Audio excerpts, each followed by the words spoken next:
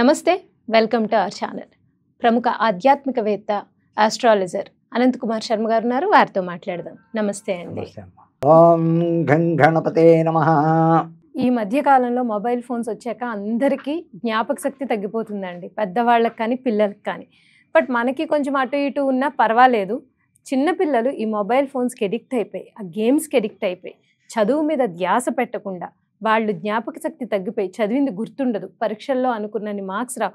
నిజంగా ఇది తల్లిదండ్రులకి ఒక విషమ పరీక్షలా ఉంది. పిల్లల్ని ఈ రోజుల్లో చదివించాలన్నా, స్కూల్స్కి పంపించాలన్నా, వాళ్ళు ఎగ్జామ్ రాయడం కాదు, వీళ్ళకి వాళ్ళు బయటకు వచ్చే వరకు విపరీతమైన టెన్షన్, మానసిక ఆందోళన. అంటే ఒక ఇంటర్ చదివే పిల్లవాడు 10th దగ్గర నుంచి ఇంటరు, ఇంజనీరింగో లేకపోతే మెడిసిన్కో వెళ్లే వరకు ఒకటి ఈ మీడియా ప్రభావం వల్ల ఎటు దారి తప్పుతాడో తెలియదు. ఇవి నానా చెత్త అన్నీ వస్తున్నాయి అందులో. అది కాకుండా చదివింది వాళ్ళు చదువు కూడా ఇప్పుడు ఈ కరోనా దగ్గర నుంచి ల్యాప్టాప్స్, మొబైల్స్ లో వచ్చేసింది. వాడు చదువుతున్నాడో తెలియదు, ఆన్లైన్ క్లాసెస్ చూస్తున్నాడో తెలియదు. అలా అని వాడిని ఎప్పుడు చూస్తూ ఉంటే వాడు అంటే నా మీద నమ్మకం లేదా అని అడిగే పిల్లలు ఉంటారు. కోపం వస్తుంది వాళ్ళకి.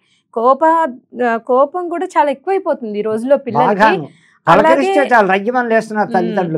సో అలాగే చదివింది కూడా గుర్తుండట్లేదు. చదివింది గుర్తుండి పిల్లలకి మంచి ర్యాంకులు వచ్చి మంచి మార్కులు సాధించి వాళ్ళు అనుకున్న లక్ష్యాలను చేరాలంటే ఏ దేవీ దేవత ఆరాధన చేయాలి, ఎలా చేయాలి అనేది కూడా మీరు వివరించండి. అమ్మా, ఇవాళ ప్రతి చోట ప్రపంచం అంతటా సెల్ ఫోన్లు వచ్చాక పిల్లలు రకరకాల వేషాలు వేస్తున్నారు.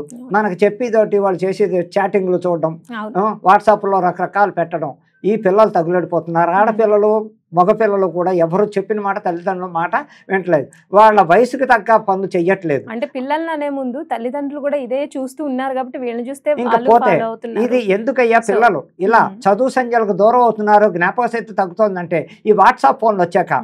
దీనివల్ల తల్లిదండ్రులు అదే పని చేస్తున్నారు. ఇళ్లలో కూర్చుని ఖాళీ దొరికితే వాళ్ళు కూడా ఇంట్లో వాట్సాప్లు చూసుకుంటూ కూర్చుంటూ పిల్లలు పట్టించుకోకపోవడం, బయటకు వెళ్ళారో తెలియదు, ఇంట్లోకి ఎవరైనా వచ్చారో లేదో తెలియకుండా అదే చేస్తలో కూర్చుని వీళ్ళు కూడా చేస్తుండడం వల్ల పిల్లలకి అనర్థాలు పెరిగిపోతున్నాయి ప్రతి ఇంట్లో.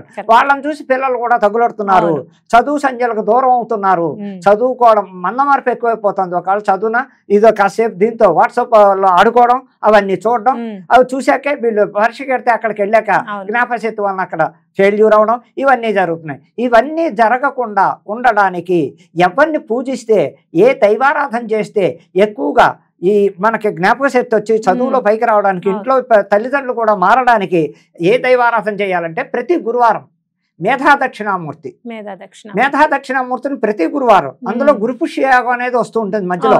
పుష్యమి నాడు వస్తూ ఉంటాయి. ఒక్కరోజు గురువారం నాడు గురు పుష్యయోగం నాడు వచ్చినప్పుడు కూడా చాలా ఎక్కువగా మేధాదక్షిణామూర్తిని కొలవడం వలన, ఆయన నమ్ముకోవడం వలన, ఆయన స్తోత్రాలు పఠించడం వలన మేధాదక్షిణామూర్తి చాలా పవర్ఫుల్.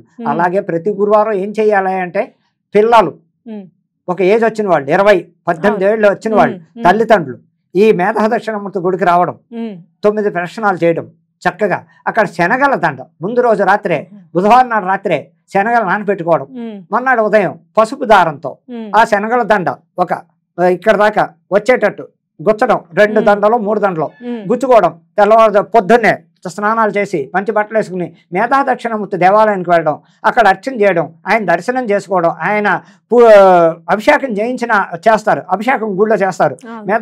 అభిషేకం అంతా తిలకించి చక్కగా తీర్థప్రసాదాలు తీసుకుని ఆ శనగల దండ మనం ఆయన మెడలో వేయించి అలా చేయడం వల్ల తప్పకుండా అలాగే ఈ చదువులకు ఆటంకాలు వస్తున్నాయి. ఇంకో దేవుడు, అసలైన దేవుడు ఒకే ఒక దేవుడు ఉన్నాడు. చదువులు ఆటంకాలు కానీ ఈ సెల్ ఫోన్లు వాట్సాప్లో వచ్చాక పిల్లలు చెడిపోతున్నారన్నా, తల్లిదండ్రులు కూడా దాన్ని బానిసత్వం అయిపోతున్నారన్నా కూడా వినాయకుడిని ఆరాధించడం వల్ల కూడా మహాగణపతిని, పసుపు గణపతిని, ఉత్తిష్ట గణపతిని చక్కగా ఇంట్లో పెట్టుకుని ప్రతి బుధవారం నాడు ఇంట్లో తామలపాకులో పసుపు ముద్ద పెట్టి గరిక గడ్డి, బెల్లం చక్కగా ఓపుకుంటే ఉండరాళ్ళు, లేదు గరిక బెల్లం చదువుకుని 11 నామాలు చదువుకోవడం, అలా చేస్తున్నాం. వినాయకుడు కూడా శ్రద్ధాభక్తులు ఇచ్చి చదువునిచ్చి మనసు మార్చి వీళ్ళకి మంచి దారిలో పెట్టడం, వినాయకుడిని ఆరాధించడంలో కూడా చదువు సంధ్య లేని వాళ్ళకి ఈ వాట్సాప్లో ఆడుకోవడాలు తగ్గడానికి, జ్ఞాపక శక్తి పెరగాలంటే వినాయకుడిని కూడా ప్రతి బుధవారం చక్కగా ఆ బుధవారం వినాయకుడి గుడికి వెళ్ళడం, ఇంట్లోనే కాకలే గరికా బెల్లం పట్టుకెడితే చాలు కొబ్బరికాయ ఆ వినాయకుడి గుళ్ళో వాళ్ళ పేరుని అర్చన చేయించండి, గోత్రనామాలు చెప్పి అలా చేయించడం వల్ల కూడా ఇవన్నీ తగ్గి భక్తి పెరిగి ఆ వినాయకుడు వాళ్ళ మనసులోకి ఈ దక్షిణామూర్తి వాళ్ళకి మైండ్లోకి వెళ్ళి దారి మళ్ళించి చదువు మీద భక్తి శ్రద్ధలు పెరిగి అలాగే తల్లిదండ్రులు కూడా కొంచెం తగ్గుముఖం బట్టి అయ్యో మన వల్లనే నా పిల్లలు చెడిపోతున్నారు, మనం ఇంత వయసు వచ్చి 40-50 ఏళ్ళు వచ్చినా మనకేమిటిదే ఆలోచించుకున్న ఆ తల్లిదండ్రులు కూడా సెల్ ఫోన్లు తగ్గించుకుంటే వాట్సాప్లు తగ్గించుకుంటే వాళ్ళు కూడా వీడియో గేమ్స్ అని ఎవరైనా సరే ఇది తగ్గించుకోవడం వలన చాలా ముందడుగు వేయడానికి ప్రపంచంలో వచ్చిన జబ్బు ఏటయ్యా అంటే వాళ్ళ ప్రతిదానికి వాట్సాప్ వాట్సాప్ వాట్సాప్. దానివల్ల ఏమవుతుంది, చిన్న విషయానికి వాట్సాపే, పెద్ద విషయానికి వాట్సాపే, మాట్లాడుకోవడం తక్కువ, ఎదురెళ్ళి చెప్పుకోవడం తక్కువ ఎక్కువైపోయింది. వాళ్ళ టెలిగ్రాములు లేవు, ఉత్తరాలు లేవు, వల్ల కాలేదు, ఏదైనా ఫోన్ ఫోన్ ఫోన్ వచ్చేసింది. అందుకని చెప్పేది ఏంటంటే టెక్నాలజీ మారింది. ఈ టెక్నాలజీ యుగం నుంచి బయటపడాలంటే దక్షిణామూర్తిని బాగా కొలవండి, వినాయకుడు ఆరాధన బాగా చెయ్యండి, చక్కటి ఫలితాలు ఇస్తారు. అలాగే ఇంకా పోతే ఏ రకాలుగా మనం ఏ దేవుణ్ణి ఆరాధించాలన్నా ఫస్ట్ దైవభక్తి విపరీతంగా ఉండాలి, మనసులో నిష్ఠభక్తులతోటి వెళ్ళాలి.